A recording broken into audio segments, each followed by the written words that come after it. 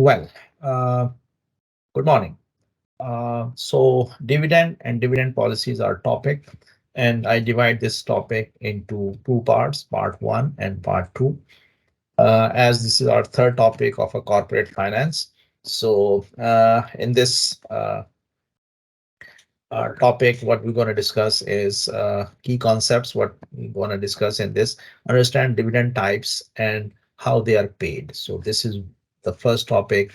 What we cover under this dividend and dividend policy is different types of dividends and how they are paid. So that's the one aspect we cover in this discussion.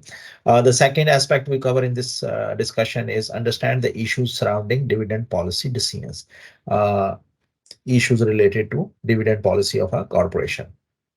Understand the difference between cash and stock dividends. Uh, then we will talk about as we discuss different types of dividends, and one of the type is cash dividend, the other type is stock dividend, and why they are different and what is the impact of this. So understand why share repurchase are an alternative to dividend. uh, because when we purchase when the corporation repurchase the stocks, so number of stocks decrease, and if the market value is of a certain value and the number of stocks are decreasing. So by this way, the stock owners are getting benefit, that per value share of the stocks is going to increase. So let's start discussion with our cash dividend. So cash dividend is you know that in our previous discussion we discussed that the capital structure of a corporation is either the stocks or the bonds. So for a bonds, the corporation has to pay interest, and for the stocks, the corporation normally pay their as a dividend. Now, interests are fixed, they are predetermined, and there is no option available not to pay. But dividends are optional. So, and it is on the discretion of the board of directors that how much they want to distribute out of the profit, or maybe they are not distributing at all. So that's a way that's it's a different than the interest on bonds. So when the board of director is deciding that they want to give dividends out of their income, that also making decision whether the dividend is going to pay in shape of cash or stocks or in any other way. So we are focusing now on cash dividends, regular cash dividends, cash payments made directly to the stockholders, usually each quarter. So that's a way that normally cash dividends are paid in a normal situation, in a normal circumstances. Extra cash dividend, that is also the corporations can pay to their stockholders, but that's an extraordinary thing, and that's why we are using the word here. Extra dividend indicate that extra amount may be repeated in the future, may not be repeated in the future. So that's an extraordinary situation which can be a one-time payment for the then there's a some special dividends similar to an extra cash dividend, but viewed by the market as one-time event. So special dividend or extraordinary dividend, extra cash dividend, or a regular cash dividend. So these are the different types of cash dividends that we can. And the last one is a liquidating dividend. Some or all of the business has been sold, and what the profit they generate, they distribute it to the stockholders. That is called as a liquidating dividend. And that's at the end of the, or when the operations of the corporations is ceasing and they are liquidating, then there's a possibility that the stockholders will get as an extra dividend or as at the point of liquidation, and that's why we name it as a liquidating dividend. So these are the different types of dividends stockholders can get in shape of a cash. So this is a very particular about the cash dividend, a regular cash dividend, extra cash dividend, or a special dividend, or a liquidating. Now, how the dividends are paid, or dividend payment. So declare date, there is a date on which the board of directors declare that the dividend, and it becomes a liability. So when it is declared, then it becomes a liability. So if it is not declared, it is not a liability. Then uh, uh, after declaration, the amount of the declared dividend is considered as a dividend payable. So the accountants pass on that particular day an entry and represent that portion of the profit as a dividend payable, and then becomes a liability. So when a dividend is declared, so it's now a technical issue that on the date in which it is declared, that date, and then there is an ex dividend date, occurs 2 business days before the date of record. Now there is a record date, like it is after the declaration, there is a record date, and ex-dividend date is 2 days before the date of record. Record means that on that day, the corporation is going to note down the names of the owners of the stock. So if anyone, because it's a process and it takes time, 2 or 3 weeks, that the stockholders will get their dividend. So on the day of record, those who are registered as the owners of the stocks or the stockholders, they will get the dividend. After that, if the stock is sold to someone else, and someone else holding that stock is not going to get it, because according to the records of the company, the owner, the person will get the dividend who is the owner on the date of record. So if you buy a stock on or after this date, you will not receive the dividend. So stock price generally drops by about the amount of the dividend on that particular day, because now those who own those stocks before that, their stock values is some value, but after that the stock values normally drop down equivalent to the dividend, because the one who is buying after that date is not entitled to get the dividend. So for that reason, the values go down. So date of record, holders of a record are determined and they will receive the dividend payment. So this is what we call it as a date of record. So now if you note it down here, important thing is the date of record and ex dividend date. 2 days after the before the date of record. So that's called as an ex dividend date.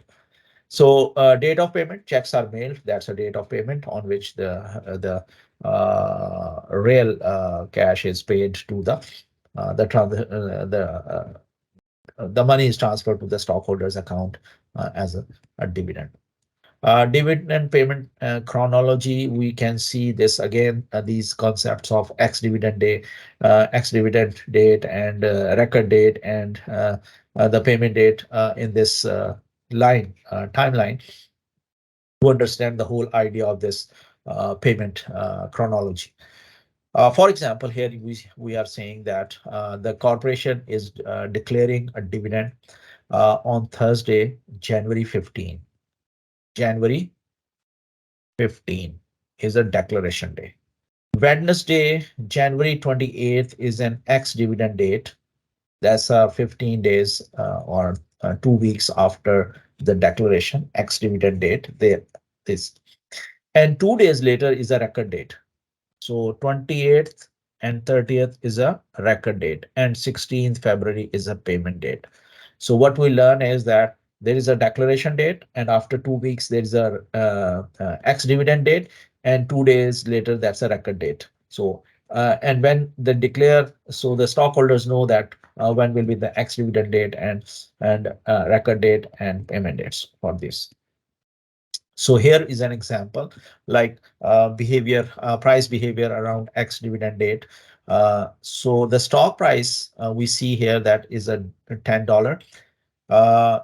And $1 is an dividend declared for per stock. So the stock price will fall by the amount of a dividend on X date times 0. If the dividend is $1 per share, the price will 9 on the X date. So before X date, dividend is 0, so price is 10, and on X date, dividend is 1 and price is 1. So we see here, this is the time when their declaration takes place, and we see that on X date, the price is going down to 9. Right, so this is the way that it works. Does dividend policy matters? So the second question what we have to answer is does dividend policy matters? Because when we see that we declare the dividend and the ex dividend date is there, then the value of the stocks go down equivalent to the dividend. So the stockholder is not getting so much benefit because the dividend what they are getting as a cash. So on the other side, they are losing the value of the stock by the same amount. So is it matter that we have to give them a stock?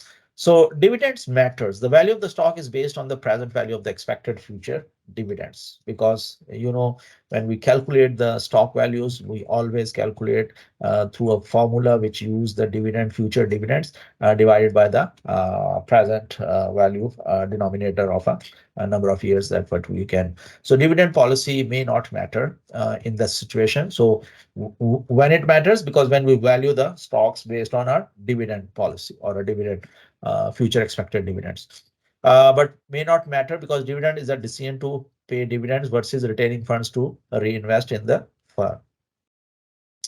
And in theory, if the firm reinvest capital now, it will grow and can pay higher dividends in the future. So that's a logic for not declaring or paying dividends. And the above logic is that the value of the stocks are based on expected future dividends.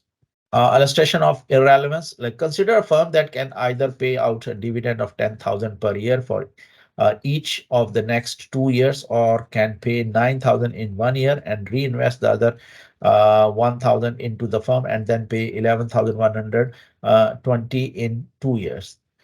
Investor requires a 12% return. So we see here the market value with the constant dividend is 16,900. What we do, we divide this 1 year with 1.12, and the second year 10,000 divided by 1.12 plus 10,000 divided by 1.12 square, and then we get it the value which is like 16,950. This is the present value of the stock with a dividend, with a constant dividend of 10,000 for 2 years. Market value with reinvestment, we see this we also calculate the reinvestment policy. If the company will earn the required rate, then it doesn't matter when it pays the dividend. So in both the situation, we see that there is no so much difference whether it is pay or whether we retain it in the business in order to pay the investors. So why? Because you see in the first case, we have to discount this for the first year and the second year. In the second case, we discount is this one for the first year and this one for the second year. And when we sum up, we get the very same value. So it means that there is no so much difference. If the company will earn the required rate, which is 12% here, we are assuming, then there is no, it doesn't matter whether it pays the dividend or not. So there is a possibility of a homemade dividends as well. So dividend policy is irrelevant when there are no taxes or other market imperfections, because shareholders can effectively undo the firm's dividend strategy. The shareholders who receives a dividend that is greater than the dividend can desired can reinvest the excess, and the shareholders who receive a dividend that is smaller than the desired can sell extra shares of stock. So the same logic what I told you before, that the value is increasing. So those who are looking for a cash right now, so they can sell it and get it whatever the amount they are looking for. And those who are not in a need of a cash, so they retain it and they will get a benefit in the future when they are selling their stock. So it doesn't matter whatever this is. So layout, please, low payout. That's a request from a large investors, like payout less means pay the dividends less. So why might a low payout be desirable? Individuals in the upper income tax brackets, like those large investors, might prefer low dividend payouts with the immediate tax consequences in favor of high capital gain. That's the problem. Flotation cost, low payouts can decrease the amount of capital that needs to be raised, thereby lowering total flotation cost. So they say that pay out less, keep the retain, and use that profit as a reinvestment in the business. And by this way, there is a cost of the capital is going down for the business. So dividend restrictions, debt contracts might limit the percentage of income that can be paid out as a dividend. There is a possibility that when the firms are borrowing money from different financial institutions and going into a contract with the banks or financial institutions, they can add up a clause in the contract or a covenant in the contract that you are supposed to pay this much of a maximum in dividend, or you are not going to pay for the next 2 years a dividend. So that can be possible, that the debt contracts limit the percentage of income that can be paid out as a dividend. So this is the first part in which we cover, if I uh, repeat it in a way that is going to helpful to understand the idea. Cash dividends, in which we discuss four different types of cash dividends: regular cash, extra cash, special cash, and the liquidating cash dividend. Then we talk the payment system. There is an X dividend date, and there is a record date, and there is a payment date. And we understand this with the help of these timelines. Then we also discuss that does dividend policy matters, and it reflects that it doesn't matter in certain situations and it matters in some situations. Then we also see that the dividend is irrelevant if the rate of returns are if the firms are earning required rate of return. And here we give an example like a dividend of a 10,000 for 2 years, and a dividend of 9,000 in 1 year, and 11,120 in the second year, and the impact is same because of the firm is earning a required rate of return. Then we also talk about the homemade dividends. It is possible that the shareholders can manage their cash flows by keeping the stocks or by selling the stocks and keep the dividends as per their desire. And that's what we call it as a homemade dividends. Low payout means that less percentage of the earnings should be paid out as a dividend is desirable from the point of view of the high income bracket investors, because they don't want to pay tax immediately on capital gain tax on the high ratio of tax or high percentage of tax, as and also they want that they keep the money in the business in order to reduce their cost of doing and there's also possibility that the debt contracts can limit the dividend payout. So this is the first part from our dividend and dividend policy.